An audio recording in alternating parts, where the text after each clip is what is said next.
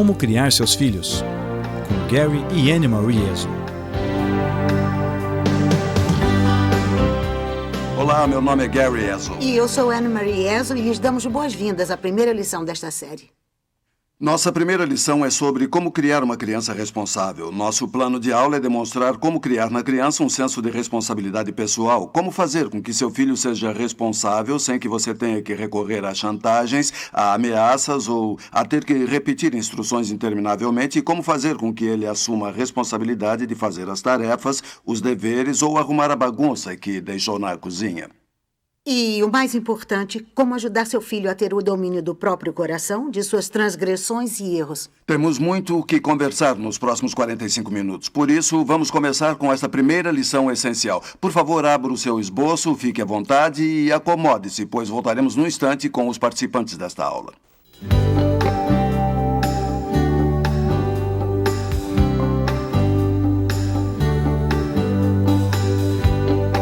É emocionante darmos as boas-vindas à nossa primeira aula do curso Como Criar Seus Filhos, Mães e Pais. Estamos emocionados com esta aula, mas também estamos motivados com a série toda. Então, vamos começar. Queiram olhar nos esboços e nós gostaríamos de chamar a atenção para o título da primeira lição, Como Criar uma Criança Responsável. E para melhor entender isso, Anne Marie irá indagar a primeira questão. No esboço, lemos, com os filhos já crescidos, o que gostaria de ter criado? Um filho obediente ou um filho responsável? Há duas palavras muito comuns na educação de filhos, mas não são apenas palavras, não é apenas uma questão de semântica, são dois conceitos de desenvolvimento. Esses conceitos levam a dois caminhos diferentes em termos de desenvolvimento e para entender a diferença entre as duas palavras, vamos criar um contraste e pedir para que vocês rapidamente voltem para seus esboços e sigam esta comparação. Comparando obediência e responsabilidade, a obediência é uma conformidade exigida. Os pais dão a instrução e esperam que ela seja obedecida. Então os pais dizem, filho, eu quero que você arrume seu quarto. E se a criança arruma o quarto, a obediência existe. Mas esse é o resultado de uma instrução. E responsabilidade é uma conformidade voluntária. Isso acontece quando a criança sabe que o quarto está bagunçado e o arruma por si só, sem que o pai ou a mãe tenham que ordenar. Então, um requer uma ordem e no outro há uma motivação interna presente, é o senso de responsabilidade. Obediência é submissão a uma pessoa, geralmente pai ou mãe, depois transferida para alguma outra figura de autoridade. Responsabilidade é submissão a um princípio. É emocionante darmos as boas-vindas à nossa primeira aula do curso Como Criar Seus Filhos. Segue junto com a criança, temos que pensar nisso. As mães e os pais nem sempre estarão com os filhos e a figura da autoridade não vai estar presente para sempre. Mas o princípio que está no coração, aquele senso de iniciativa própria, sempre seguirá com o filho. E a figura de autoridade pode vir a ter valores diferentes daqueles que você tem. Portanto, é muito importante o princípio que se incute na criança. Com essa breve introdução, gostaria de levá-los a uma conclusão. Obediência, dissemos, é a resposta a uma ordem externa. A responsabilidade é diferente. A responsabilidade é criada por um senso interno de iniciativa autogerada. Você quer levar seu filho a ponto de poder tomar conta da própria vida de forma muito responsável. Mas por que isso é importante? Aí é que está. Os nossos filhos, desde muito jovens, querem tomar conta da própria vida e farão isso se outra pessoa não fizer, mas ainda não são responsáveis para fazerem isso. Não têm a experiência de vida necessária para o fazerem de maneira responsável. Isso vem com o tempo. Claro. Obviamente, se eles não são responsáveis, isso significa que vocês são os responsáveis. Exato. De fato, para entender melhor a diferença entre obediência e responsabilidade, também é preciso entender o uso adequado da autoridade dos pais na educação dos filhos. Estamos numa era na qual os pais estão se afastando disso.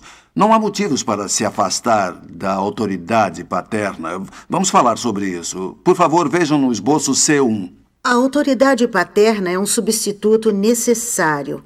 A autoridade dos pais representa, na vida da criança, sua falta de sabedoria, a falta de conhecimento moral e a falta de experiência de vida.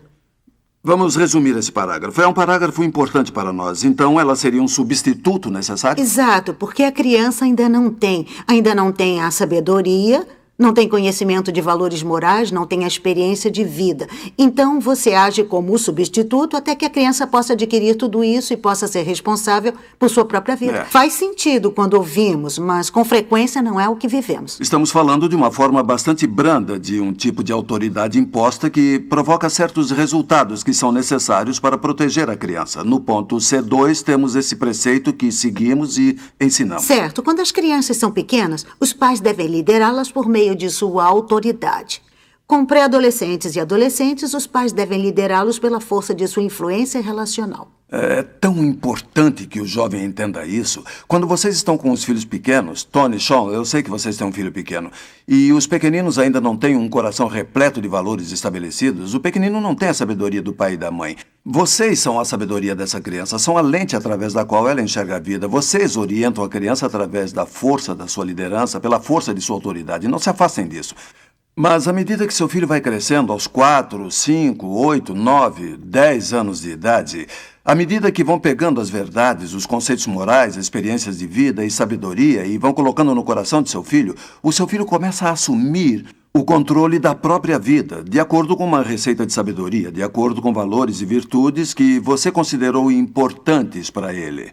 À medida que essa criança continua a crescer até que se torne adulta, nesse ponto você começa o processo de liderar cada vez mais usando a força da influência relacional. Não que você não vá mais usar a sua autoridade, só que você não irá precisar tanto de sua autoridade. Por quê? Porque a autoridade era a substituta, lembra-se? Era a substituta para algo que a criança não possuía. Agora que a criança está crescendo e aprendendo, ela precisa cada vez menos dessa substituta. Quando ela atingir os 9 anos, 10, 11 anos, no começo da adolescência, você deverá estar liderando-a através do poder da influência relacional. A pergunta agora é, como posso obter esse relacionamento? Será que é tão fácil assim? Então, como conseguirei? Bom, nas próximas 10 semanas tentaremos ajudá-los. Sim, e a chave para isso será o entendimento da transferência.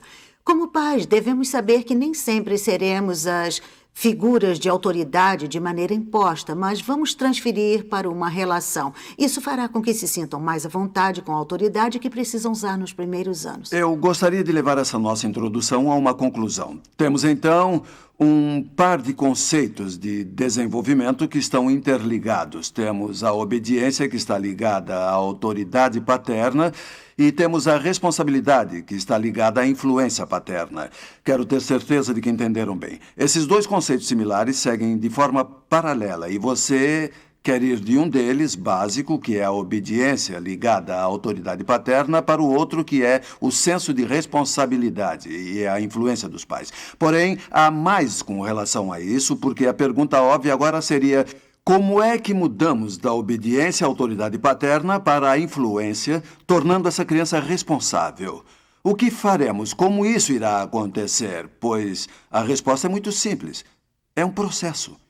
E é necessário entender o processo. Vamos ver o esboço número 2. Respondendo à pergunta sobre quem é o responsável pelo comportamento, o número 2 diz que os pais são responsáveis por encorajar o comportamento correto e desencorajar o incorreto. Os pais têm a obrigação social de aceitar a responsabilidade pelos erros, pelas ações e atitudes pecaminosas de seus filhos em 3 áreas da vida até que eles transfiram a responsabilidade do comportamento para a criança. As 3 áreas vitais são: primeira, a moralidade; segunda, saúde e segurança; terceira, habilidades de vida.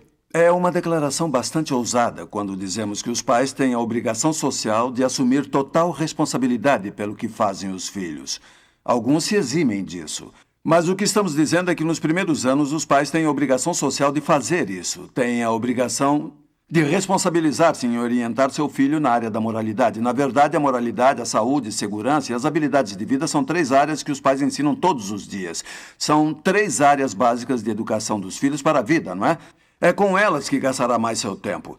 Por exemplo, na questão da moralidade. Digamos que 2 irmãs estejam discutindo. Uma das irmãs pegou um brinquedo da outra irmã. Como pai ou mãe, você tem que interferir na situação e, é claro, você interfere na situação. Então, você pega o brinquedo e devolve. E aí começa o processo de treinamento. Que treinamento? Do treinamento moral. E então falamos sobre ser gentil e não pegar o brinquedo sem permissão. Também falamos sobre o perdão e como perdoar. Vamos interagir nessa situação moral. Por quê?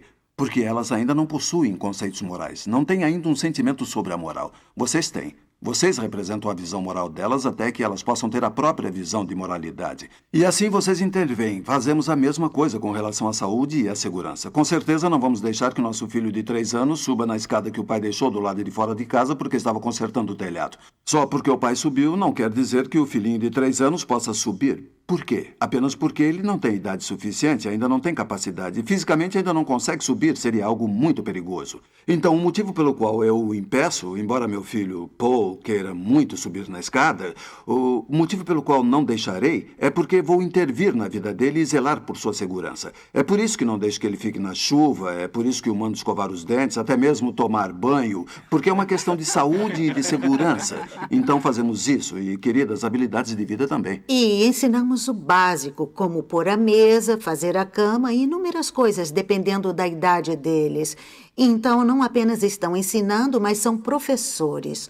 Vocês devem se considerar, como pais, pessoas que ensinam todas as coisas básicas. Exatamente, isso já está visto. Agora vamos para o C do esboço. Vamos continuar fazendo a transferência. Então, essa é a questão com a qual os pais se defrontam. Que comportamentos seriam de responsabilidade e administração dos pais e quais seriam administrados pelas crianças? Isso é importante. Temos a obediência e a autoridade. Quando a autoridade, o gerenciamento é feito em sua maior parte por vocês. Gradativamente, vocês vão modificando isso para que a criança seja capaz de dirigir algumas das habilidades de vida dela. As áreas de saúde e segurança, de moralidade, não? A pergunta seria, o que posso ou não transferir? Bom, algumas respostas dessas transferências vão ser bastante óbvias. Por exemplo, você mandou o seu filho de 4 anos lá fora chamar o pai na garagem porque o jantar já estava pronto e o pai estava pintando algumas telas usando tinta vermelha e o seu filhinho, sem querer, tropeça e derrama tinta no chão. Quem irá limpar a sujeira? Bom, num mundo perfeito, diria que o pai limparia porque ele estava lá, mas não estamos em um mundo perfeito. Então, eu diria que um dos pais... E por quê? Porque um dos pais seria o responsável por ter que limpar toda aquela sujeira feita. Simplesmente porque as mães sabem bem que se uma criança de 3 ou 4 anos fosse limpar aquela sujeira, terminaríamos com marcas vermelhas de dedinhos por toda a casa, teríamos pegadas de pezinhos vermelhos por todo o tapete. Sabemos que elas não têm competência, nem têm idade suficiente, nem tampouco habilidade para saber limpar direito as manchas. Então a mãe ou o pai tem que entrar em cena. Mas se fosse um menino de 12 anos que tivesse derramado, quem então deveria limpar a sujeira? Bom, na maioria das situações, o menino de 12 anos limparia. E a diferença, nesse caso, estaria residindo apenas na experiência. O menino ou menina de 12 anos é mais velho, sabe mais e provavelmente teria mais competência e experiência para limpar as manchas. Vocês podem confiar na habilidade de uma pessoa de 12 anos e não podem confiar na competência de uma criança de 4 anos para certas tarefas. É bastante óbvio isso. E a ideia é que haverá transferências baseadas na idade. Então, querida, continuamos? O aprendizado de novos comportamentos e atitudes é feito através da vida. Começa com a introdução da expectativa de comportamento, permite tempo para a assimilação do novo comportamento e então transmite a responsabilidade do comportamento para a criança. E quando essa transferência é feita, passa a ser o macaquinho da criança. Macacos. Eu estou com 2 macaquinhos aqui. Os macacos são uma analogia para ilustrar todo esse princípio. Os macaquinhos adoram pular. Eles são divertidos e brincam por toda a parte. Porém, na educação dos filhos existem macacos comportamentais. Estes são macaquinhos que vocês, pais e mães, levam quando têm filhos pequenos. Vocês são responsáveis por todos esses macacos comportamentais. Querida, vamos falar um pouco mais sobre macacos comportamentais. Vamos lá? Isso, esse é o item D no esboço, os macacos nas suas costas. Nos primeiros anos de treinamento, os pais carregam todos os macacos de comportamento nas costas. Por que acontece? Porque os filhos pequenos não têm idade suficiente, sabedoria suficiente ou experiência suficiente para assumir responsabilidade sobre suas vidas. Mas à medida que crescem em conhecimento e experiência de vida, aprendem e compreendem o que é moral e socialmente aceitável e exigido. Devem assumir a responsabilidade por seu comportamento, reações e atitudes. Assim, devem carregar seus próprios macacos. Muito bem, vamos ver o que temos aqui, pais e mães. Vamos analisar o que dissemos. Nos primeiros anos de vida, Antes que seus filhos tenham capacidade de ser responsáveis por seus próprios comportamentos nas 3 áreas que mencionamos. Mesmo assim, eles farão coisas e vocês ainda serão os responsáveis por eles. Vocês serão responsáveis por carregar os macacos e são macaquinhos muito bonitinhos. E vocês poderão levar os macacos aqui e ali, colocar o macaco nos ombros, nas costas. E quanto mais filhos tiverem, mais macacos estarão carregando. É isso que fazemos quando somos pais. Mas que tipo de macacos são esses? Bom, há o macaco das boas maneiras, o macaco do por favor, o do muito obrigado. Sim. Por exemplo, vamos imaginar que Shannon é minha filha e que eu venho trabalhando com ela desde o início para que ela não esqueça de dizer por favor e muito obrigado. Itens básicos quanto às boas maneiras. Então dizemos assim, querida, há ocasiões quando você está em público nas quais precisa dizer por favor quando estiver pedindo alguma coisa e quando alguém lhe faz um favor, você educadamente precisa dizer obrigado. E muitas vezes ela não faz isso. Então, se estou presente nessas ocasiões, eu chego para ela e digo, querida, o que você tem que dizer? Eu lhe dou o comando. Eu a instruo, isso porque eu estou carregando esse macaco. Mas virá o dia em que ela tiver idade suficiente, sabedoria suficiente, vai estar crescida e já estará levando isso em seu coração. Esse macaquinho das boas maneiras, do obrigado e do por favor que carreguei por tantos anos e fui capaz de transferi-lo. E gostaria que você o segurasse. Segure o seu macaco. Esse é o macaco do por favor. Eu carregava este macaco. Mas agora ele pertence a você. E o que mais temos? Os macacos de responsabilidade pessoal. Julie é minha filha mais velha. Ela tem tarefas, tem que cuidar da mochila da escola, esvaziá-la. Ela tem uma porção de responsabilidades pessoais para cuidar, mas ela, quando era bem menor, eu tinha que fazer tudo por ela. Ela não tinha responsabilidade e eu tinha que carregar o macaquinho por ela. À medida que ela começou a crescer e a entender como funciona uma família, ela se tornou responsável. Ela foi para a escola e aprendeu que deveria tirar tudo da mochila quando chegasse em casa, que deveria tirar tudo que fosse para assinar, para que eu não precisasse assinar na manhã do dia seguinte, antes que ela fosse para a escola. Mas à noite, quando chegava em casa, eu costumava lembrá-la disso no início, quando era pequena, mas agora que ela já tem idade, sabedoria e já incorporou isso em seu coração, ela começa a carregar seus próprios macacos da responsabilidade pessoal. Esse é o macaco das tarefas. Querido, o que temos sobre Temos Paul? o macaco das questões do coração. Paul, esse é o principal. E isso é para todos vocês, mães e pais. O lugar onde devem querer chegar é o coração de seu filho. Vocês desejam que o seu filho seja o responsável pelo próprio coração.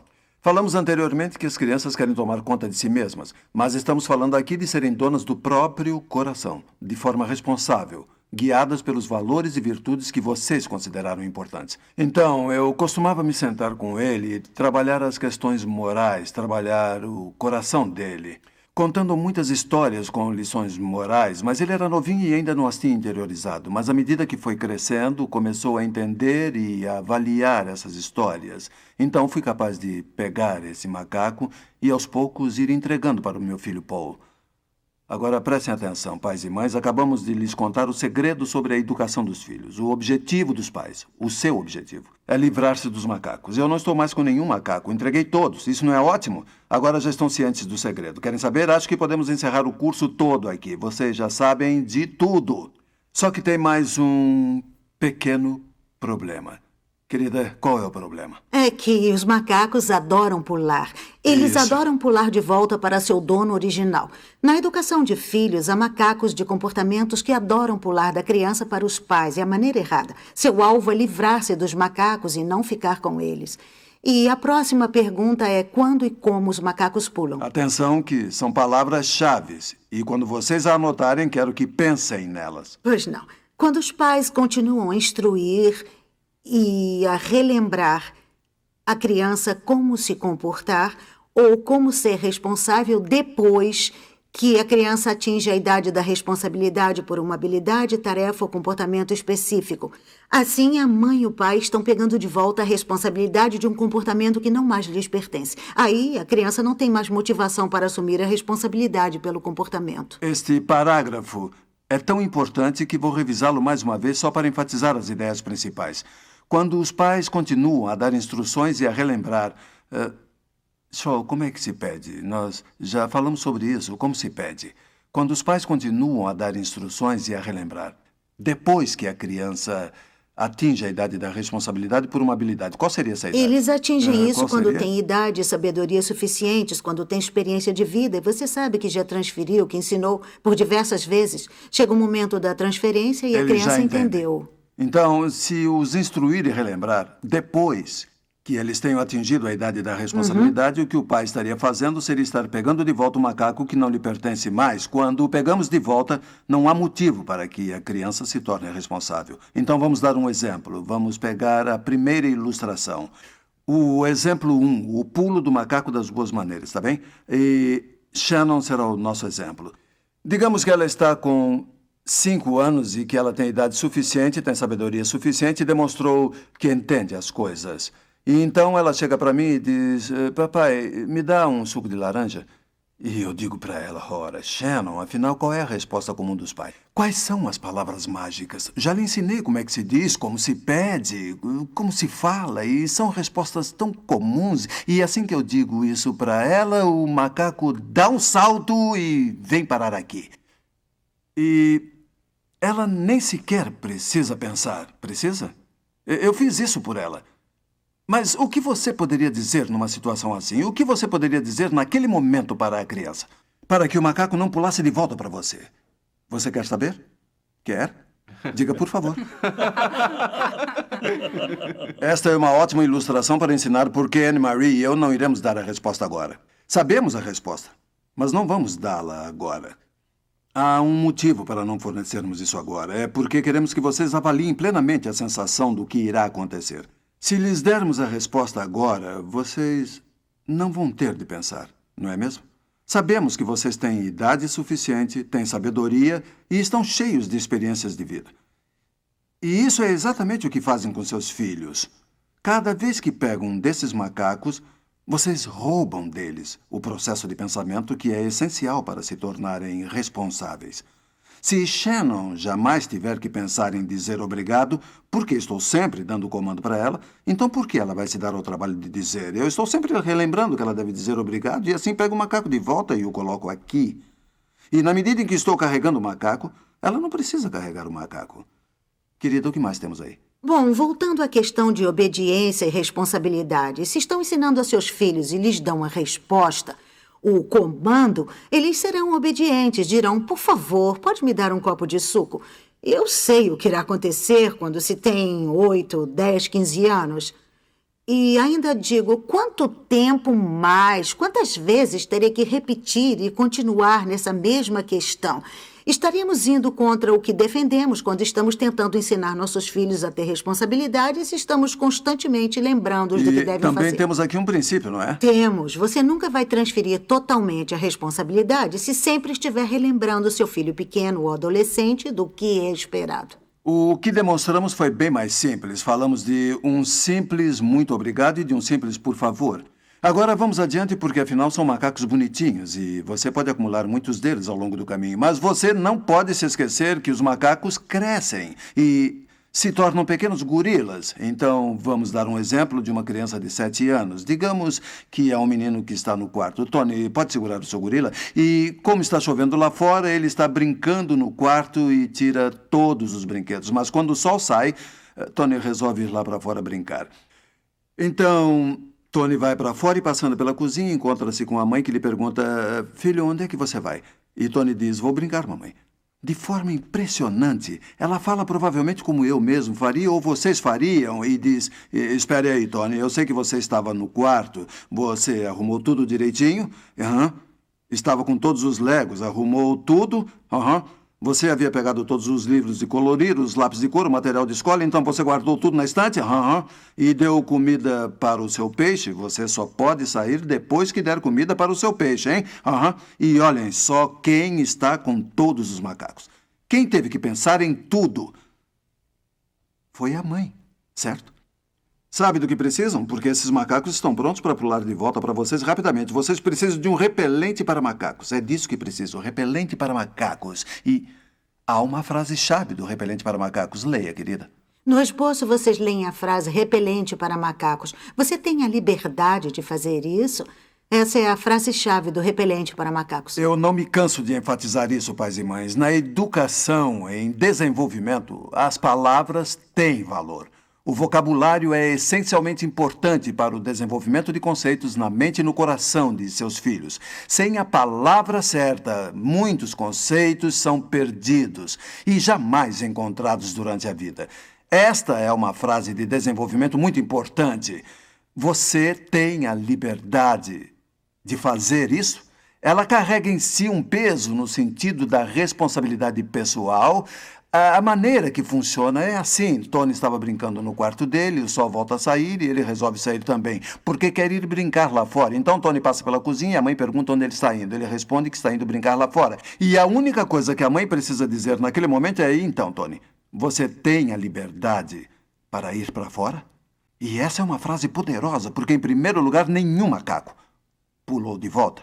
E, em segundo lugar, o que isso traduz na mente da criança quando perguntamos: você tem a liberdade? Isso se transfere para: eu tenho a liberdade? A frase é personalizada. Então, o menino está no quarto e pensa que quer ir lá para fora, mas tem que guardar tudo e ele sabe que se sair e passar pela mãe, ela vai lhe fazer a grande pergunta. Na verdade, existe uma motivação, porque cria um hábito interno para que Tony comece a guardar suas coisas, para que Tony se torne responsável. E ouçam, isso não é apenas algo que irá ajudar a ensiná-los a arrumar o quarto. Estamos falando de uma habilidade de vida. Estamos falando de criar na criança um senso de iniciativa autogerada. Alguns de nós ainda estamos tentando descobrir este nível, não? Você tem a liberdade? É uma frase poderosa. Na verdade, em nossa vida pessoal, nós a usamos. Quando estou trabalhando no meu computador em casa, eu olho para o meu jardim e confesso que adoro fazer jardinagem. E sonho, não importa se é primavera, inverno, outono, qualquer que seja a estação, estamos no sul da Califórnia, podemos plantar. E eu sonho em plantar. E às vezes quero tanto ir lá para fora e não quero ficar digitando qualquer coisa que esteja fazendo. Mas então eu pergunto para mim mesmo: Gary, você tem a liberdade de sair do computador? E quero lhes dizer como isso tem força. É uma reação restritiva que realmente me mantém na minha cadeira.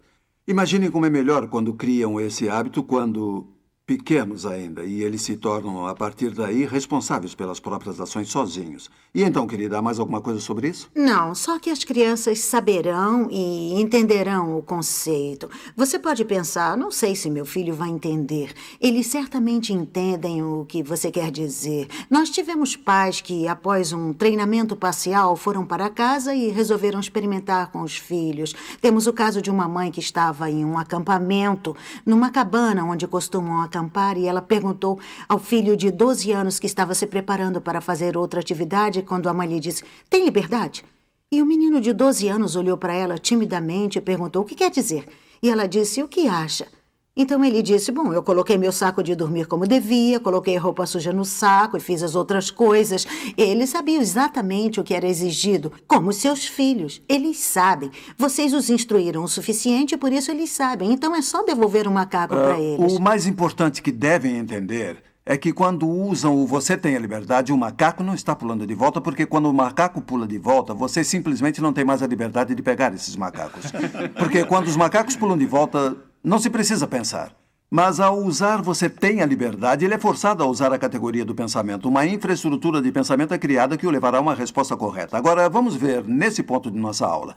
Vamos avaliar se nos saímos bem. Vamos dar a vocês um teste agora.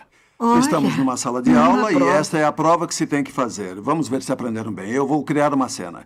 Estamos na época do Natal. O grande especial de Natal que foi anunciado vai ser exibido na televisão às 3 horas no sábado e todos estão loucos para assistir e vão para a sua casa porque você tem o melhor aparelho de TV, a maior televisão. Então virão os primos, os vizinhos e estão todos tão empolgados que acabam chegando mais ou menos ao meio-dia. Então, eles têm 3 horas até o horário do programa e começam a brincar na garagem, no jardim, e estão todos se divertindo. Mas já são quase 3 horas e, de repente, todos vêm. Eles entram todos e cada um quer o melhor lugar. Um quer ficar perto da lareira, outro vai para o sofá, outro vai para uma almofada, outros para as almofadas e estão todos lá. Você sabe que estiveram brincando lá fora e que há um bando de crianças ali. Então, o que é que as mães normalmente diriam caso não tivessem esses ensinamentos aqui? O que acha que elas diriam? O que acha que as mães diriam? O que sua vizinha diria numa situação Eles dessa, arrumaram Shannon? tudo? Isso mesmo! Vocês arrumaram tudo? Tony, você estava com a bola de futebol, estava jogando. Seu pai já falou, você trouxe para dentro de casa e o skate. Não pode deixar a prancha de skate na frente da casa. Já falamos sobre isso. E estava brincando com as bolas de golfe de seu pai. Não pode deixar as bolas de golfe na neve. Eu já falei sobre as bolas de golfe. E guardaram os brinquedos? Quem está com os macacos? E, querida, o que geralmente acontece naquele instante? Porque em 3 minutos, o programa vai começar. Bom, pode acontecer de 2 formas diferentes. Uma delas é as crianças chegarem e dizerem: "Ah, mãe, a gente esqueceu. Mas a gente promete que assim que o programa acabar, a gente vai lá e guarda tudo." Depende da mãe, de como ela se sente, se está intimidada porque há outras crianças presentes. Aí ela pode dizer: "Está bem, vocês prometem que vão fazer isso." E as crianças dizem: "Você é o máximo." Ela pode pensar assim.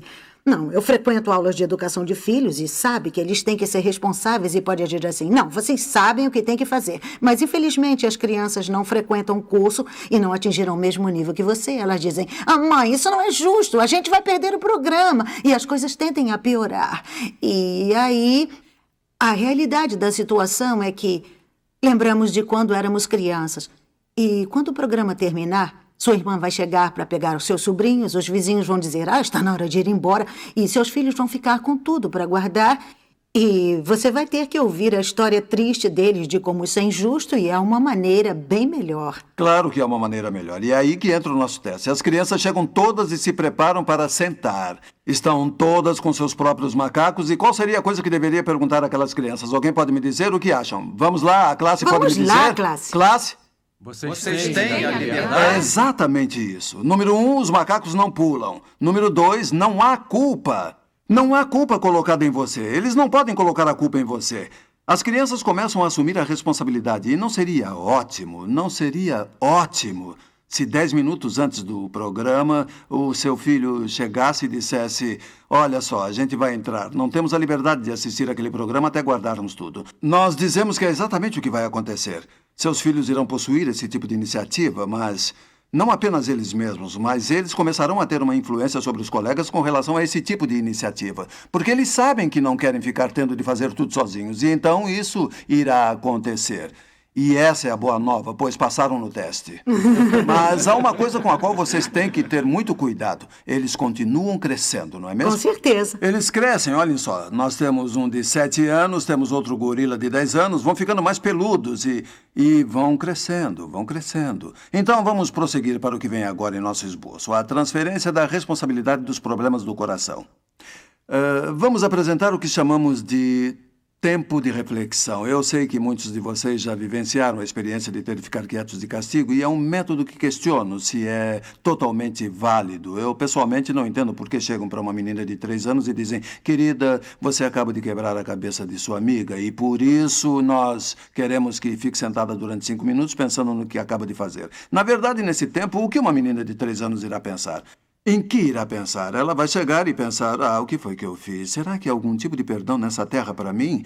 Não, sua filha de 3 anos vai pensar apenas que há de errado com essa mulher e quando é que eu vou sair daqui. E o motivo pelo qual sua filha de 3 anos irá pensar isso é porque ela ainda não tem uma consciência desenvolvida. As crianças de 3 anos estão apenas começando a lidar intelectualmente com o conceito de aquisição de valores e virtudes que ficarão armazenados com ela eventualmente, mas que ainda não os têm. Certamente não há nada de errado em se dizer: "Querida, antes que você se meta em encrenca, eu quero que pare, quero que sente-se e que se controle." Tudo bem. Mas a ideia de punirmos nossos filhos, deixando-os de castigo, não tem a menor serventia para o coração. Mas o tempo de reflexão é muito importante. Vamos ler, querida, e depois conversamos. Segundo o esboço, o tempo de reflexão é uma oportunidade controlada para analisar os pensamentos, ações ou decisões. É uma estratégia corretiva para ajudar as crianças a reagirem corretamente por si mesmas sem o sermão. É usado para ajudá-las a processar moralmente e avaliar suas circunstâncias e ações. Há 3 palavras-chave. Uma delas é a oportunidade controlada, quer dizer, algo que é controlado ou planejado pelo pai ou pela mãe, direcionado pelo pai ou pela mãe. A segunda aqui está dizendo ajudar as crianças a reagirem corretamente por si mesmas sem o sermão. O que é um sermão? Shannon, quantas vezes eu já lhe disse para pedir, por favor? Esse é o início de um sermão. Um sermão é quando começamos a lembrar a criança algo que fizemos ontem, anteontem, na semana anterior ou até mesmo no mês anterior. Isso é sermão. Antes que eles cheguem ao estágio de assumirem a responsabilidade, são instruções. Mas uma vez que já atingiram esse estágio, estão Foi na feita a categoria transferência. de sermões. Exatamente. A terceira palavra-chave é ajudar as crianças a processar moralmente. Olha só, mães e pais, ser educadores morais é algo muito bom para nossos corações, porque o que vemos em nossos filhos, num sentido social, nas crianças da América do Norte, nas crianças do mundo, a sua falta de capacidade de processar moralmente parte do motivo sobre o qual falaremos numa aula mais à frente. Seria porque nós, como sociedade, como cultura, nós não fazemos um trabalho muito eficiente em ajudar as crianças a internalizar valores e virtudes. Vamos falar sobre isso dentro de umas 4 ou 5 aulas. Mas queremos que seus filhos sejam capazes de processar moralmente. O que o tempo de reflexão faz é dar oportunidade à criança de buscar dentro de si, de processar moralmente uma situação na qual se envolveu, avaliar o certo e o errado e chegar a uma conclusão moral por ela mesma. Vamos dar algumas ilustrações, então daremos alguns exemplos e... É um trabalho para ser feito em casa. Este aqui é um adolescente, só para que continuemos com essa questão. Este aqui, está bem?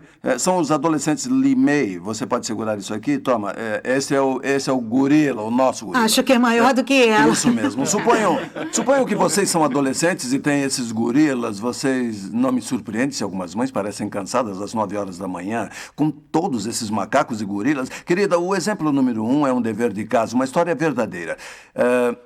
Eu vou ser o menino de 13 anos que precisa que a mãe assine um trabalho que fez. Acompanhem como a coisa funciona. Mãe, pode assinar isso para mim? É para a escola. Mas o que é? É uma redação que tive que fazer sobre as notícias atuais no jornal. Gary, isso é absolutamente inaceitável. Inaceitável? Claro, olha só, Mas, a mãe, sua caligrafia está não, muito feia. os professores não ligam para caligrafia. Não? Desde que eu tenha lido o Quantas jornal, vezes já falamos? Não importa o que os outros dizem. Nós ensinamos isso. Tá, Não então está eu vou pedir certo. pro papai para Seu assinar. pai Eu não vou pedir vai pro assinar. papai. Nós Mãe, estamos tentando ensinar a você mãe, há anos. E olhe para mim enquanto eu falo com você. Está revirando seus olhos? Eu não fiz nada. Quantas eu não vezes fiz já nada. disse que tem que respeitar sua Eu não mãe? estou sendo Está sendo desrespeitoso. Mãe, Está sim. Quer saber? Vá para o seu quarto.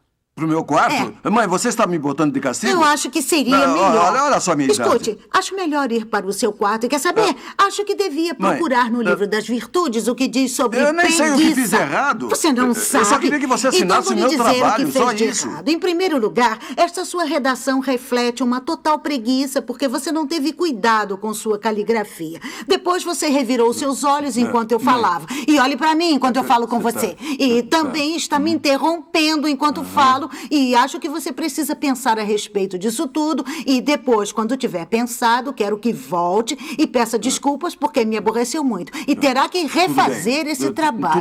Tudo bem. Se é assim que a senhora Assim quer, está melhor. tudo bem. Gente, nessa situação, a mãe fez praticamente tudo o que se pode fazer de errado num caso assim. E nós voltaremos para rever isso, mas eu gostaria de deixar na mente de vocês exatamente o que aconteceu, porque algumas coisas aconteceram. E vocês podem não ter percebido. Vamos voltar daqui a instantes para rever. Eu gostaria de levá-los para o segundo exemplo, porque foi um exemplo de vida real que aconteceu com minha neta de 7 anos, Whitney. E se vocês têm lembrança de nossa família, ela é a segunda filha de Amy. Ela é uma criança cheia de vida, ela é muito divertida, muito agradável de se conviver e ela tem uma porção de qualidades maravilhosas, mas há alguns traços nos quais o pai, a mãe, o vovô, a vovó têm tentado trabalhar há muito tempo. E uma dessas características, um dos traços marcantes que Whitney possui é a forma como repetidamente Whitney abre a porta da van. Ela não apenas abre a porta, ela abre com muita força. E nós já falamos com ela. Falamos por diversas vezes que não se faz isso. E a mãe e o pai dela também já se cansaram de falar. E um dia estávamos voltando para casa e a irmã dela, Ashley, já estava em casa com a avó e por algum motivo estávamos com o carro de Jenny e ela estava com a nossa caminhonete. Então eu cheguei na entrada da casa e parei o carro e o dedinho dela apertou o botão e a porta se abriu como um foguete. E o O carro ficou todo balançando. O Whitney nem ligou, desceu do carro e eu desci também. E normalmente o que é que a gente faz? Já falamos disso. O que normalmente temos vontade de fazer? Whitney, será que você não entende, Whitney? Já falamos disso. Você abre a porta e bate a porta. Quantas vezes já falamos sobre isso? Já falei várias vezes. Não deixamos você cair quando era bebê. Não há nada de errado. Mas de uma forma impressionante, acho que pela graça de Deus, eu parei e resolvi usar alguma coisa diferente. Resolvi usar meus ensinamentos. Então eu parei e disse: Whitney, querida, eu vou lhe pedir uma coisa. Eu vou pedir para que você entre e sente-se no sofá. E que pense muito no que aconteceu, no que acaba de fazer. E no primeiro instante ela disse: mas vovô, eu não sei, eu não fiz nada. E eu disse: não, Whitney, eu só queria que você sentasse e pensasse no caso. Então eu a coloquei no sofá e quando olhei para ela, ela parecia uma criança tensa demais. Porque ela estava com vontade de ir ver a avó e a irmã para se divertirem e eu a havia colocado no sofá. E estava pensando e eu disse: querida, eu quero que você pense no que aconteceu. Fique aqui e eu volto em alguns minutos. Eu me afastei durante uns 10 minutos e voltei. E quando voltei, encontrei uma menininha diferente.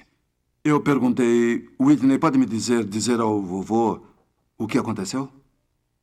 E ela me respondeu com muito remorso: sim, acho que posso. Ela disse: eu não tive respeito nenhum pela porta do carro da tia Jenny e eu abri com força demais. Então eu pensei, ela entendeu. Entendeu claramente o que aconteceu. Fui então para o próximo passo e lhe fiz a segunda pergunta. Eu disse: querida, quero que fique aqui mais alguns minutos e quero que continue pensando. O que é que você tem que fazer para que tudo dê certo? O que tem que fazer? Então me afastei e voltei dentro de uns 7 ou 8 minutos e sentei-me ao lado dela. Vi uma garotinha com lágrimas nos olhos e eu disse: meu amor, sabe o que tem que fazer para consertar? Ela respondeu: eu acho que sei. Quando a tia Jenny voltar, eu tenho que ligar para ela. E preciso pedir perdão por não ter sido cuidadosa com o carro dela. Eu acho até que é melhor lavar o carro pelo que eu fiz. Isso era uma coisa extraordinária. Então eu pensei, ela aprendeu. E não havia sermão que pudesse fazer com que chegasse a isso. Na verdade, nós 3 adultos já havíamos feito sermões para a pobre criança e ela jamais havia aprendido, certo? Será que conseguem pensar num sermão que receberam quando crianças? Ou então pensem há uma semana ou durante esse mês quando repetiram um sermão não sei quantas vezes? E você se pergunta, por que será que eles não entendem? Você fica tão frustrado, eles são crianças inteligentes, afinal meus próprios genes me dizem que são inteligentes. Por que não aprendem? E o motivo é porque o sermão nunca funciona bem. A não ser que possa ser substituído pelo próprio sermão que o coração dá. Claro, é preciso que haja algo no coração e vamos falar novamente sobre isso. É preciso que haja algo armazenado no coração, que o pai e a mãe tenham colocado valores e virtudes no coração para que ela, por exemplo, tenha podido entrar no almoxarifado moral que possui, examinar todas as prateleiras, encontrando os valores e virtudes que foram violados e levá-los para um local. Vejam bem, levá-los para um local onde ela tenha que usar seu julgamento a respeito. Ela teve que avaliar. E ela chegou à conclusão de que o que fez foi errado. A boa notícia é a seguinte: a força que está associada a toda essa autoavaliação feita no tempo de reflexão, nas crianças cujos corações estão ajustados para isso, é tão forte que é um detentor. E temos o prazer de contar a vocês que há mais ou menos 2 anos, a pequena Whitney parou de bater a porta. Segundo o pai e a mãe, o vovô e a vovó saibam, de qualquer carro. Como foi que isso aconteceu? Porque há algo poderoso quando você deixa que a criança assuma a responsabilidade. Então, qual é a resposta natural? Isso é importante. A resposta natural, como adultos, a primeira, por favor, pensem comigo. Primeiro, vamos usar a nossa autoridade. Queremos que sejam obedientes. Eu não quero que bata mais a porta do carro. Fiquei tão desapontado com você. Você bateu a porta do carro, foi o que fez. E quer saber uma coisa? Você vai pensar um pouco nisso. Que tal escrever 1000 vezes num quadro negro: não devo bater a porta do carro, e você vai ligar para a tia Jenny e vai se desculpar. É uma coisa terrível. E sabe o que mais? Você vai lavar o carro dela. Vai lavar o carro dela e, além disso, vai se desculpar comigo por ter me aborrecido. E foi rápido, não foi? Quem é que está com os macacos? Eu. O pai está com eles. E quem é o dono dos macacos? A criança. Mas se eu der o sermão, eu vou receber o macaco de volta. A criança não fica com ele. E outra coisa que acontece, se pensarmos no que falamos antes, devemos transferir da autoridade para a influência. Geralmente, quando o jovem atinge essa idade e prosseguimos com os sermões, depois que já fizemos a transferência, ou pelo menos já o instruímos adequadamente sobre valores morais, nosso vocabulário geralmente não é dos melhores. Então, começamos a usar palavras inadequadas e nosso tom também não é agradável. E estamos chegando a uma época de vida onde deveríamos construir uma relação e estamos usando palavras que impedem isso. Portanto, derrubamos o que tentamos fazer. Mãe, pode assinar minha redação? O que é isso? É meu trabalho de escola, só tem que assinar. Eu não sei se eles vão gostar disso. Eu não estou gostando. Olhe só para isso, é inaceitável. Eu não vou assinar esse trabalho. Por quê? Por quê? Você quer saber por quê? Porque os professores não se importa importam. se seus professores não ligam, mas nós ligamos e esse trabalho está uma Tudo droga. bem, eu vou Seu pedir pai pro também papai não assinar, vai ele assinar. assina. E olhe Mãe, para mim enquanto eu falo com você. Mamãe, eu não está tô com cara fazendo de quem não nada. gostou? Eu não Vai fiz pro cara seu nenhuma. quarto. Pro quarto? Mas o que Não eu fiz de sabe errado? que Eu não sei o que eu fiz Fez de um trabalho errado. porco. E isso, só para começar, eu vou lhe dizer o que mais O que fez. mais? Ficou revirando os olhos e me faltou com respeito. Não, e não depois fiz isso, tentou criar tumulto, pedindo para seu pai assinar, querendo jogar seu pai contra mim. Vivemos dizendo que isso não se faz. E o que vou vai fazer? fazer? Deve ir pro seu quarto e pensar a respeito. E o que mais? E depois vai voltar aqui para me pedir desculpas depois de refazer o trabalho. Isso é simples, mãe. Tudo bem. Quem está chateado? Quem é que está frustrado? Quem é que está com o trabalho? O que é que eu tenho que fazer? Passar alguns minutos no quarto para reescrever a redação. Vamos tentar de outra forma. Mãe, quer assinar o meu trabalho, sim? Está bem, mas o que é? É uma redação para a escola. Eu tive que escrever sobre notícias atuais retiradas do jornal. A professora pediu para que assinasse. É só assinar. Eu sinto muito, mas não tenho liberdade para assinar o trabalho. Como é que é? Não tenho liberdade para assinar a redação. Você tem ido ao curso de paz?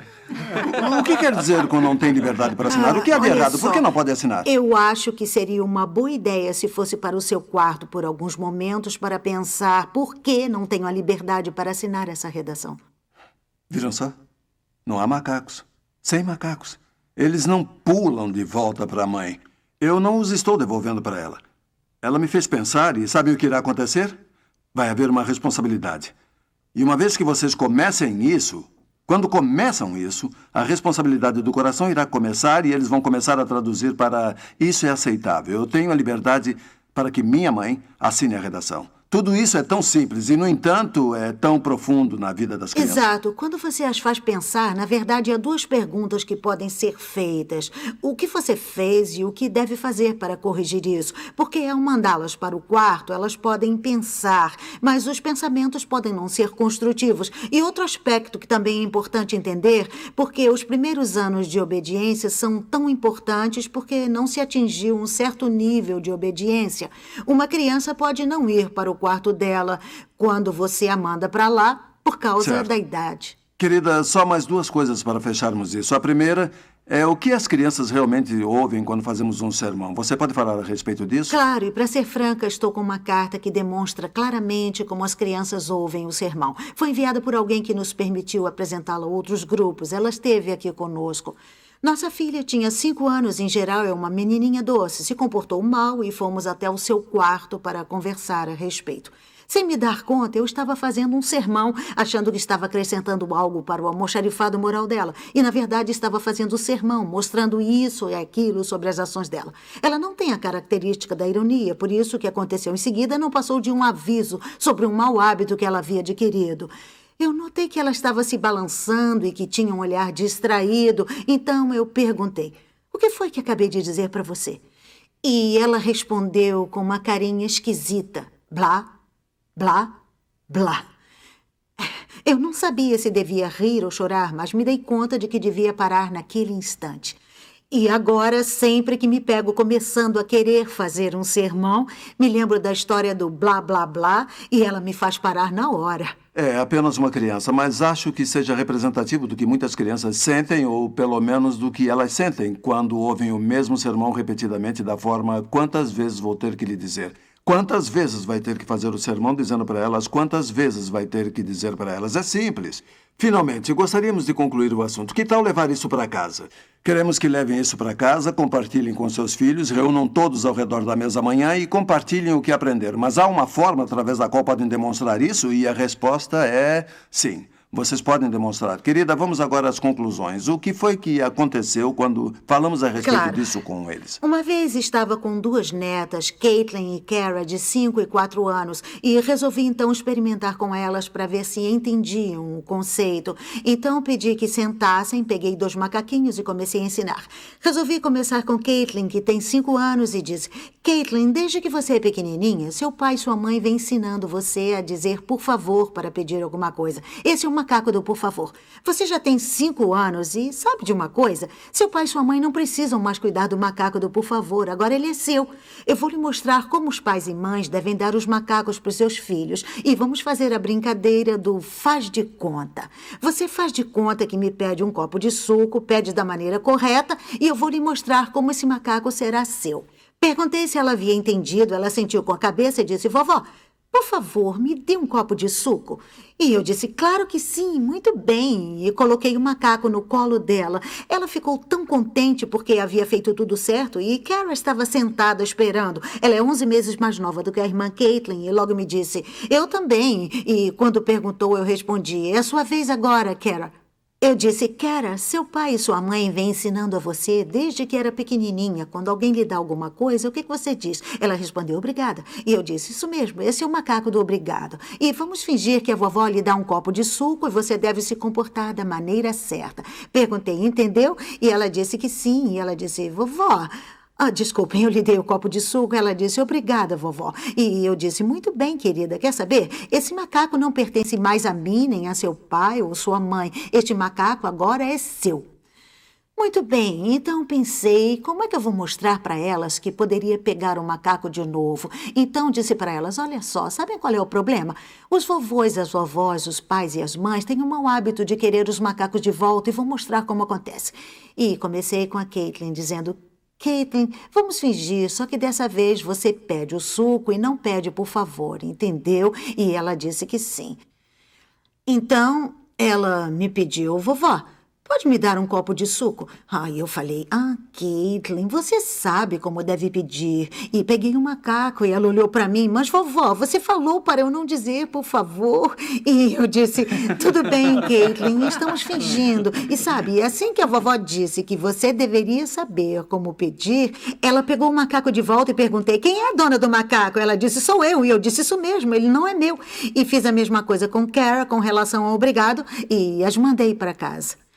Normalmente eu conto a meus filhos quando ensino isso a meus netos, mas nessa ocasião esqueci de contar. Então, uns 2 dias depois, recebi um telefonema do meu genro Paul perguntando: mãe, tudo bem? O que você andou ensinando as meninas? Por quê? Eu falei: o que elas contaram em casa, o que aconteceu? E ele disse: bom, esta manhã eu estava lembrando Caitlin a respeito de uma coisa. Ela olhou muito séria para mim e disse: papai, esse macaco não é seu, é meu. Elas pegaram bem depressa. Então podemos fazer assim com os pequeninos e os mais velhos, que são mais maduros. A ideia é que é muito fácil de ser transferido. Agora, vamos voltar ao que foi visto no começo. Há algumas perguntas sobre as quais gostaria de falar. Deixe-me voltar a dar alguns exemplos. Charlie chega e diz: mãe, pode me dar um suco? Querido, sabe que eu não tenho liberdade para lhe dar o suco agora. Por que não? Porque eu não disse por favor, entendi. Mãe, por favor, me dá um suco. Isso é parte do problema, mas a outra parte eu acho melhor você ir pensar um pouco a respeito do porquê não tenho a liberdade de lhe dar o suco. Sabe o que isso irá fazer ao sentar para refletir a respeito? Já estabelecemos que a questão é a falta do por favor, porque é, na verdade, o símbolo de alguma coisa. A realidade é que a criança não colocou iniciativa ou a iniciativa adequada na apropriação da lição. E sabem o que é impressionante? Todos os seus filhos irão chegar a essa conclusão, se lhes derem tempo para refletir. E isso é impressionante. Eles virão com um conceito moral mais aprofundado e a resposta mais simples é: eu não disse muito obrigado. Não, isso não apenas representa uma questão mais profunda. Deem a eles a oportunidade. E se, por exemplo, num caso de uma criança de 7 anos, a mãe pergunta: e se meu filho mentir? E se ele realmente não tiver arrumado o quarto? E se estiver lá fora brincando? Às vezes isso pode acontecer. E geralmente crianças nessa situação têm um padrão de mentira. Por isso, não vamos deixar que nossos filhos entrem nesse padrão errado. Se for a questão de moralidade na qual esteja trabalhando, em vez de perguntar se ele tem a liberdade, diga: no momento a mamãe não tem a liberdade de deixar você ir brincar lá fora até nós verificarmos seu quarto. Então, você está lhe dando a oportunidade de dizer: mas mamãe, eu já arrumei meu quarto. Que ótimo, então vamos lá olhar juntos. Mantendo uma atitude de estímulo, mas não predispondo a mentir, você poderá tentar resolver isso. Então queremos que vocês voltem para casa e que usem essa lição com seus filhos se estiverem querendo macaquinhos pequenos. Assim, nós os temos. E no livro de informações há um endereço para onde escrever para obter esses macacos e são bem baratinhos. Eles não são do tipo de macacos que devem ficar na caixa de brinquedos. Eles devem ficar talvez em cima da televisão, ou na sala de estar da família, ou em cima do micro-ondas. Eles ficam lá, eles são lembretes da responsabilidade. Eles podem ser macacos dos maridos ou macacos das esposas. Usem da forma que quiserem. Macaco Olha do só, marido. nós vimos muito material e essa é a base, porque daqui por diante tudo irá voltar a se reportar em como criar uma criança responsável. Não é simplesmente uma questão de transferência da responsabilidade de comportamentos. Esperamos que tenham entendido os conceitos fundamentais. Vamos seguir da obediência à autoridade. Para que uma criança se torne responsável e que está associada à influência dos pais, incutindo as coisas no coração dela até que cheguem ao ponto em que poderão influenciá-las porque se tornaram seus melhores amigos e a criança confia em vocês. Vamos ensiná-los a criar isso. Nos vemos na próxima vez. Vocês têm dever de casa para fazer. Deus os abençoe e voltaremos na próxima aula na semana que vem.